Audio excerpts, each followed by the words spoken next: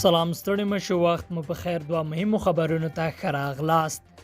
قریشي وایي افغانستان کې ځینې کړۍ هڅه کوي پاکستان نه امن کړي. د پاکستان د بهرنیو چارو وزیر شاه محمود قریشي د بهرنیو چارو وزارت له سرپرست حنیف اتمر سره په ټلیفوني خبرو کې ویلي چې په افغانستان کې ځینې کړۍ غواړي پاکستان نه امن کړي.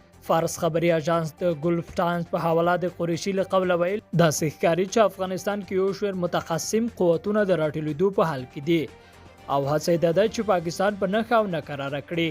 قریشي په کوټه او پېښور کې وروستیو چاودنو ته په اشاره ویلي نه باید له افغان خاورې د پاکستان پر ضد کار واخیستل شي.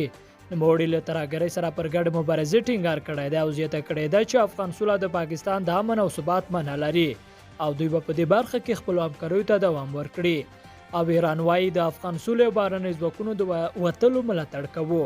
په نړیوالو چارو کې د ایراني ولسمشر سلاکار علي اکبر ولایتي ویلي چې هیواد په افغانستان کې د سولې او د غرض له دغه هیواد څخه د بهرنیو ځواکونو د وتلو ملاتړ کوي. د ایراني رسنیو د راپورونو له مخې ولایتي دا څرګندونه په دغه هیواد کې له افغان سفیر غفور لیوال سره په لیدنه کې کړې دي.